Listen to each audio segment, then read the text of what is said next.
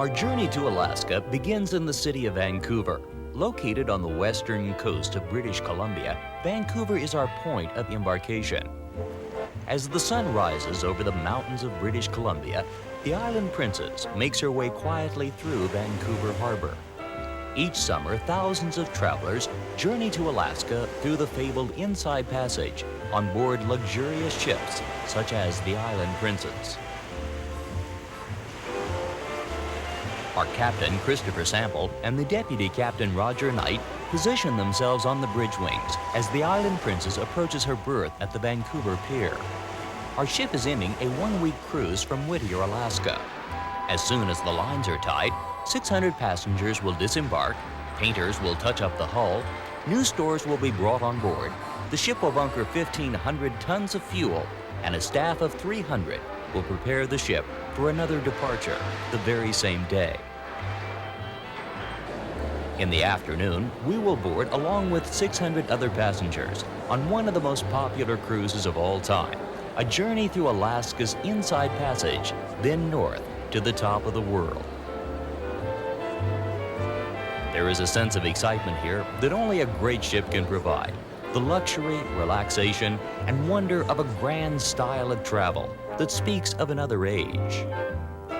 Well-wishers on the pier extend an excited bon voyage as the lines are thrown and the Island Princess begins another journey north to the 49th state.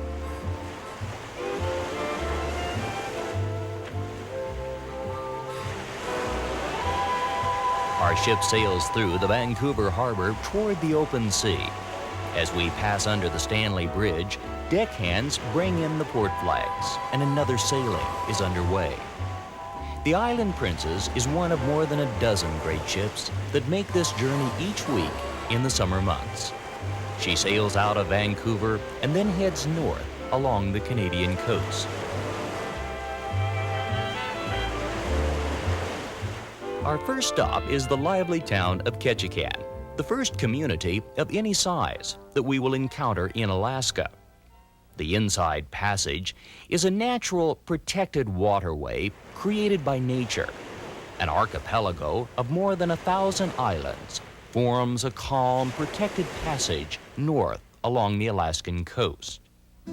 Ketchikan is a busy port, and its harbor fronts the main street of the town. The wood frame houses cling to the hillside above this community, which is still an active center for the fishing trade.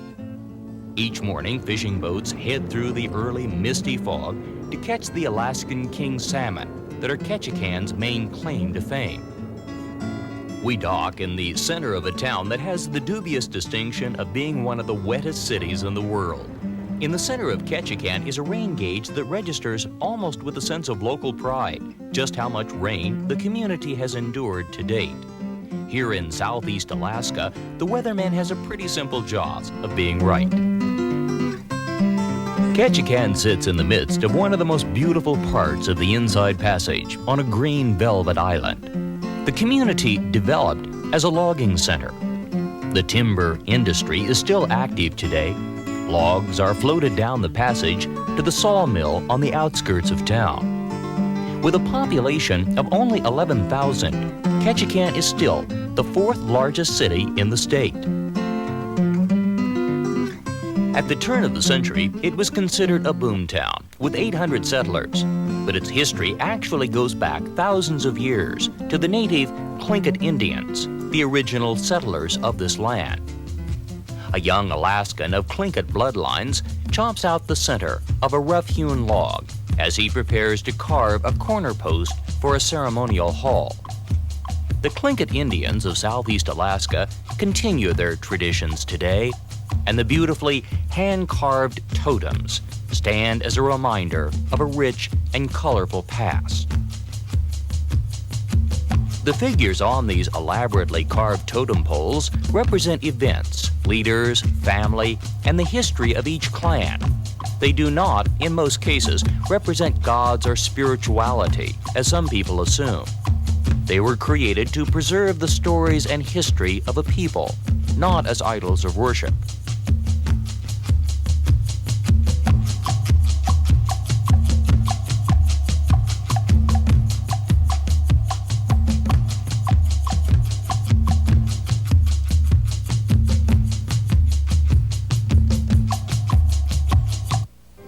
Because Ketchikan is on an island, roads are rare.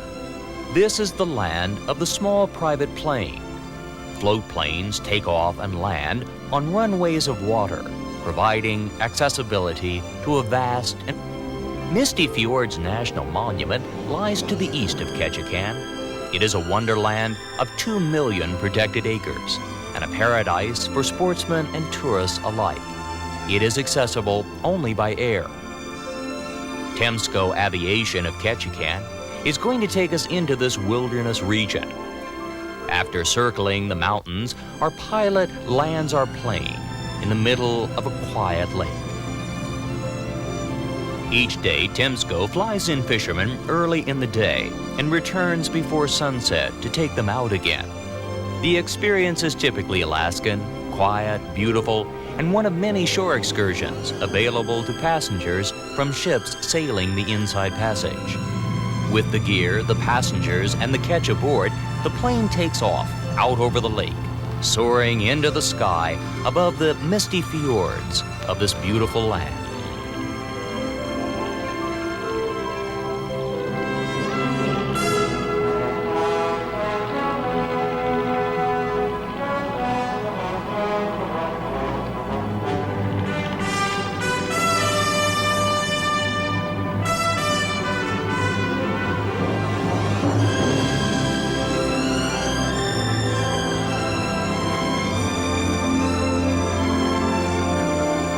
Back in Ketchikan, we reboard the Island Princess and continue sailing north through the Inside Passage. Piloting this ship through this inland waterway of islands and reefs is a delicate task. Captain Sample watches from the bridge as the Island Princess navigates a particularly complex course. Deputy Captain Knight mans the controls of this 553-foot vessel while monitoring a panel of instruments designed to ensure our safe passage. The wheel itself is maneuvered by a senior crew member who takes direct orders from Captain Sample as he directs the ship port and starboard through the narrow channel.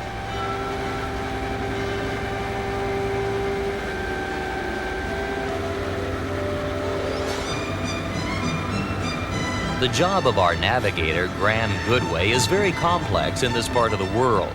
Unlike Mexico, the Mediterranean, and much of the Caribbean, where a ship can steam for hours on one course heading, these waters are far more complex, filled with hidden reefs, rising and falling tides, swift currents, and other navigational hazards that require complex and precise navigation. P&O Lines has maintained one of the best safety records of any shipping line afloat.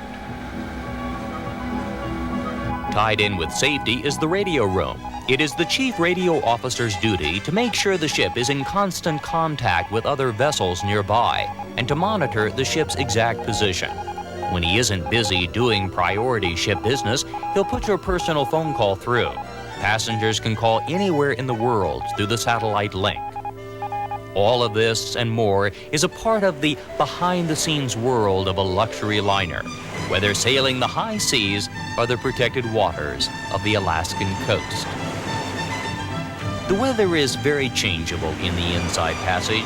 While often gray, misty, and wet, it can also be beautifully clear. Warm summer days with bright sunshine reflecting off the calm, peaceful waters are common on part of any cruise north.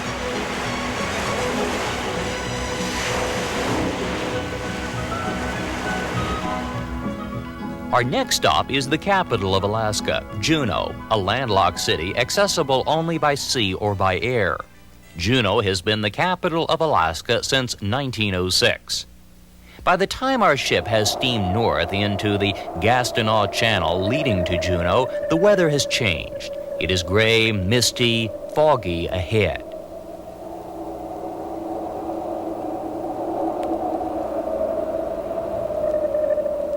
Juneau is perched on a shelf between massive mountains to the east and a deep water channel to the west. Today, the town will host thousands of cruise passengers as 4 different ships tie up or anchor off this remote spot. The Island Princess crew works quickly to make the lines fast. Huge power winches pull the massive hemp lines in the delicate operation required to dock the ship. And today we're greeted by Juneau's mascot, the Alaskan smiling bear, ready to pose for a photo and then send you on your way. The main street of Juneau is a reminder of Alaska's mining days. From the turn of the century until 1944, 3 different mining companies took $158 million in gold from the creeks and valleys around the town. Today, the local economy is split between federal and state payrolls, some fishing, and the cruise ship trade. And the local delicacy is not some exotic creature of the wild, but fudge. The Alaskan Fudge Company on Franklin Street does a booming business when the cruise ships are in. Here, the fudge is made the old-fashioned way, cooked and simmered, then spread out on marble slabs and turned with a huge spatula until it has cooled and set, ready for you to eat. Juneau was built on hills, and the town seems to go straight up. Old wooden homes speak of a time when this was a boom town built on the prosperity of gold. Wooden stairways cover the hills and still provide the primary access down into the center of town. This is a city that will give you a workout. There is no need for an aerobics class here. A simple walk home will do. Juneau is the state capital, and the simplicity of the Capitol building reflects the fact that when it was built, Alaska was a territory, not a state. The governor's mansion is just around the corner.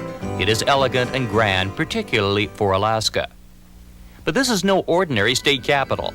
Not only are there no roads in or out, a huge glacier abuts the backside of town. The Mendenhall Glacier is a massive moving wall of ice 12 miles long, extending out of the 1,500-mile-long Juneau ice field. Anyone who comes to Alaska wonders why the glacial ice is blue. The reason is the density of the ice.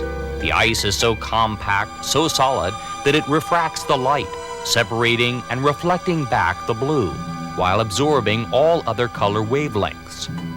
The intensity of the blue varies according to the density of the ice.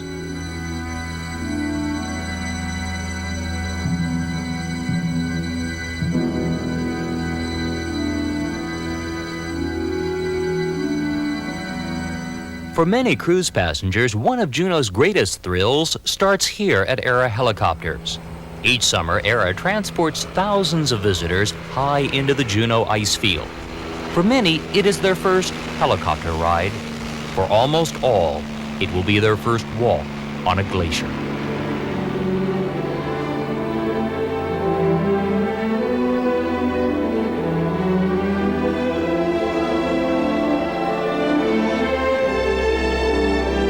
This is one of the great travel experiences of North America. Moments after takeoff, we are soaring out over one of the largest ice fields on Earth as we enter a land of eternal snow.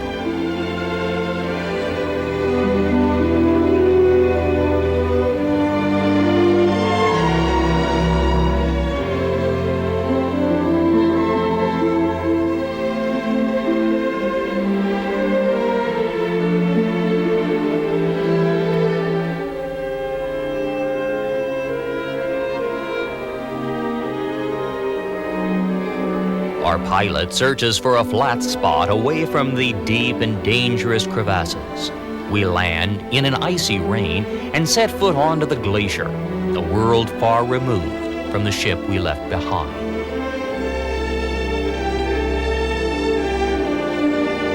Glacial melt pours deep into the dangerous icy tunnels, reflecting a rich indigo blue.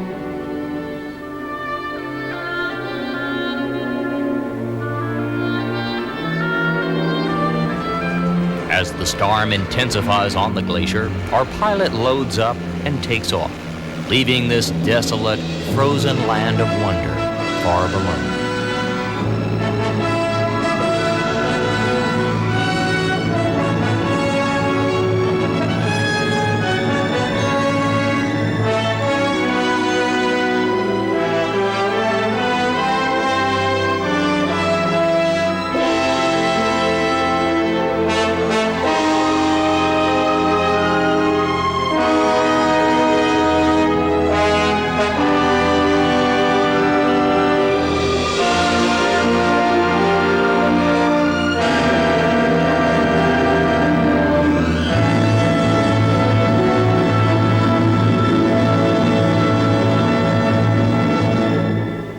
From Juneau, we steam north to one of Alaska's most amazing attractions, Glacier Bay. This protected bay gives us the chance to see some of the world's greatest tidewater glaciers. This day is one of the highlights of any Alaska cruise. A National Parks ranger boards the ship from a tender and stays with us throughout the day. He answers questions from passengers and offers a running commentary as the ship passes through this amazing waterway.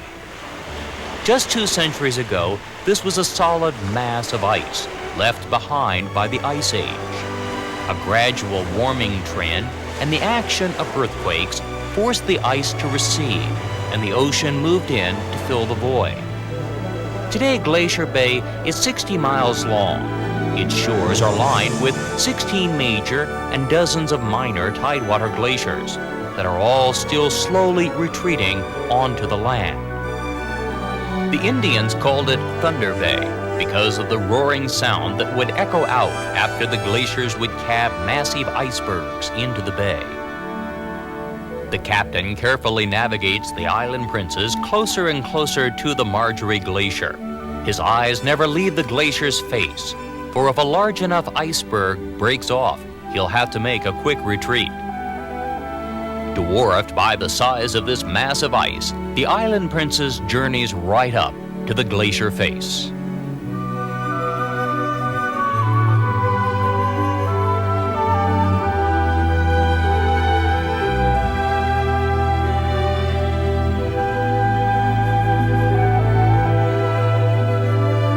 Passengers scan the snow-covered wall and listen for the creaking sounds, then point and watch as the glaciers calve into the sea.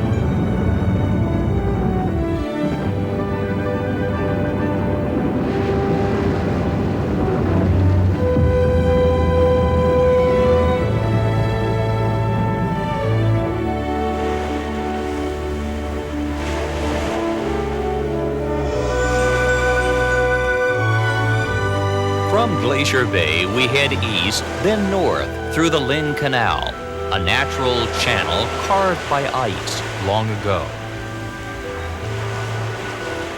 The Lynn Canal brings us to our next port of call, the scrappy mining community of Skagway, almost unchanged since the gold rush days of 1898. The Island Princess docks downtown at the very end of the Lynn Canal, and we disembark to explore this true frontier town. For about a year and a half, Skagway was one of the busiest towns in the world. This quaint community, complete with false front stores and wooden sidewalks, remains much as it was during the days of the Great Alaskan Gold Rush. In July of 1897, a group of miners, fresh from Dawson City, arrived in San Francisco with 3 tons of gold. News of the discovery electrified the nation, and within weeks, an estimated 100,000 men from San Francisco, Portland, and Seattle boarded ships sailing north. Lawlessness was rampant, there was no attempted order. Prostitution flourished, and the cribs, little wooden huts, individual bordellos, still stand on the old main street. At the turn of the century, they offered services that were strictly illegal but widely used. A modern-day sign over one such crib aptly describes the services offered inside. Gambling flourished, liquor abounded, and the whole rollicking town had a frontier feeling that had long since vanished in the lower 48. On the outskirts of town, the cemetery speaks of shootouts and tragic deaths. Few people here lived long lives. The stakes were high, and the town attracted the misfits of America, seeking their fortunes in the hills that promised gold.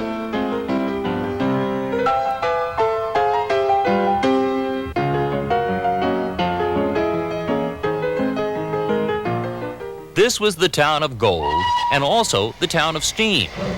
The White Pass and Yukon Railroad still operates under the power of steam. The train pulls up next to the Island Princess. So let's board the train and set out on a true journey back in time.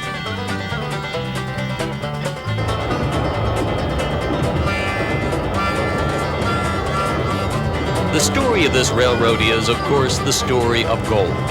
Thousands of prospectors had used the Chilkoot Trail and the White Pass Trail to the Klondike Fields, and hundreds of men and thousands of animals died trying to get through the pass in the 98. A Canadian group set to work to capitalize on the stampede by building one of the most impossible railroads imaginable. 1,000 men went to work in May of 1898 under the direction of a colorful character named Mike Henney. And 14 months later, after enduring sheer hell, the track was laid and the trains began to roll. But almost simultaneously, the gold rush ended, and the miners seeking passage through the pass disappeared. For 7 decades, the railroad struggled along hauling freight. It finally closed down and sat idle for 5 years.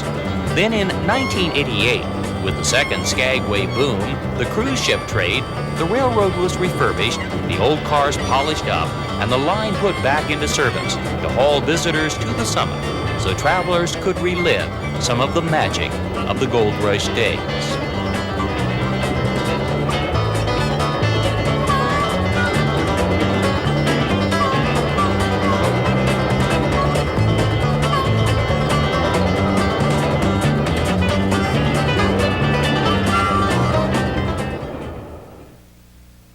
From the train, we now return to the ship. The Island Princess is preparing to sail south and west toward the open sea. We are leaving the protected waters of the Inside Passage and heading toward the Gulf of Alaska. The serenity of this waterway gives way to the rolling seas as we sail alongside spectacular snow-covered mountains that rise up from the shore.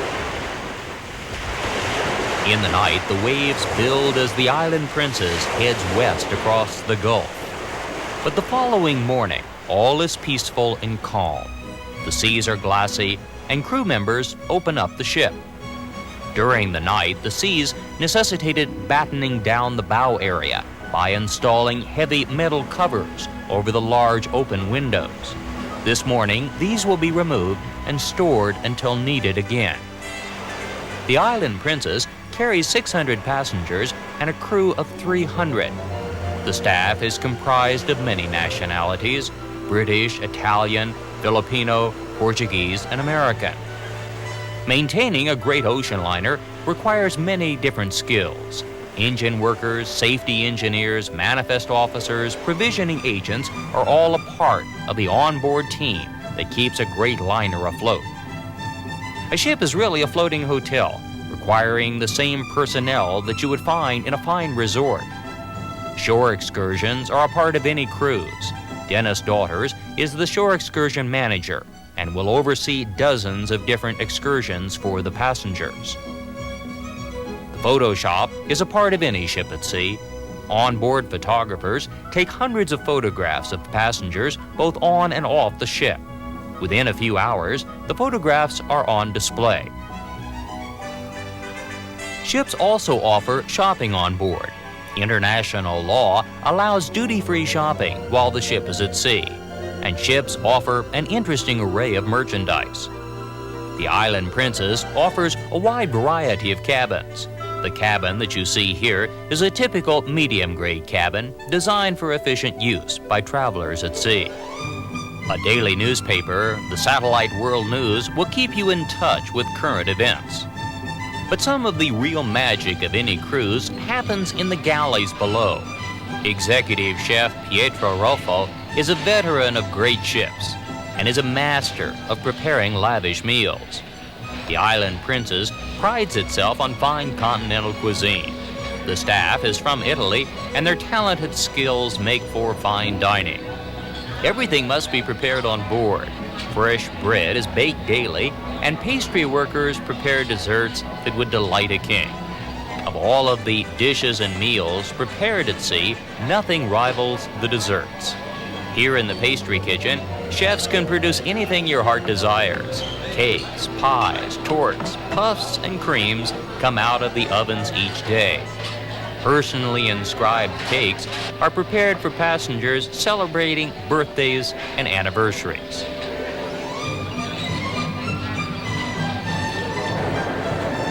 One of the real treats of our week at sea comes on our 5th day out, when the galley staff sets up the gala deck buffet.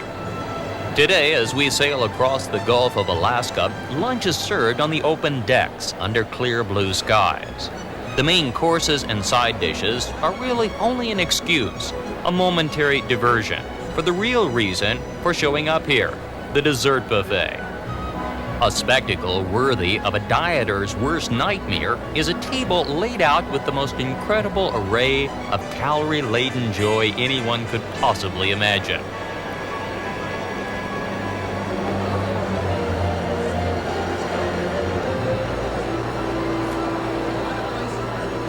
There is so much activity and milling around, you can discreetly make a half a dozen passes through. No one will notice except the staff who, like diet saboteurs, eagerly encourage you to do just that.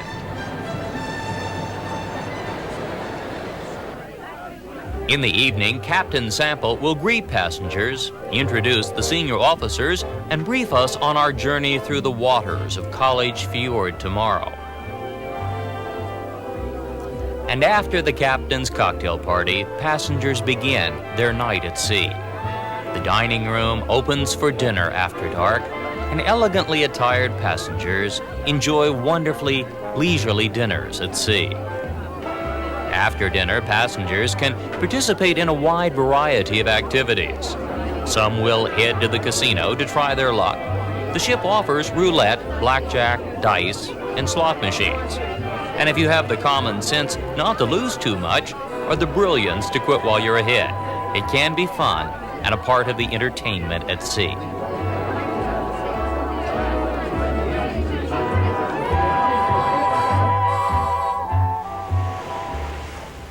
The following morning is our 6th day out.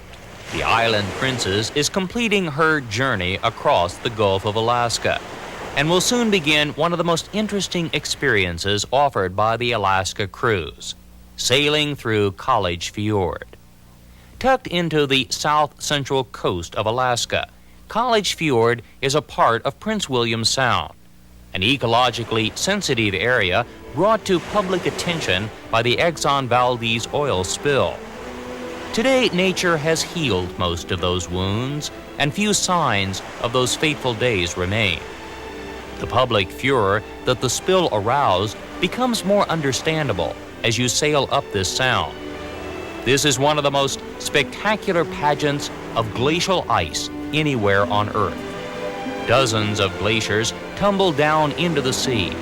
Each is named for a famous institution of higher learning, thus the name College Fjord. The size and scope of this land is almost beyond comprehension. Ice millions of years old, retreating, advancing, slowly shaping and reforming the face of the Earth.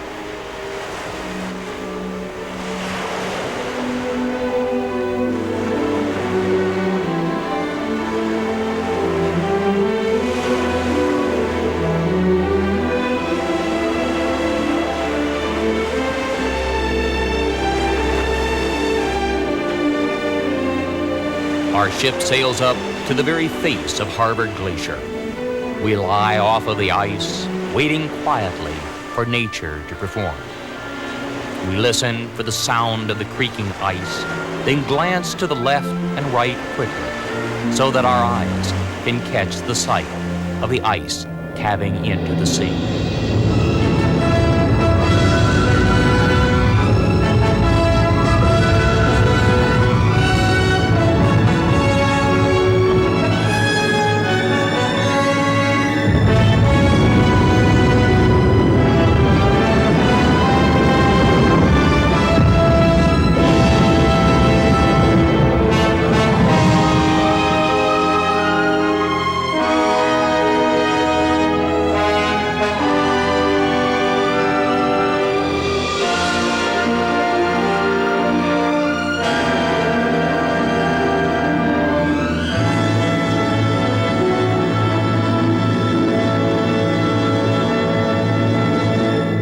The Great Alaska Cruise is one of the world's most memorable travel experiences, enjoyed each year by thousands of people who sail north on great ships like the Island Princess to Alaska, America's Northern Star.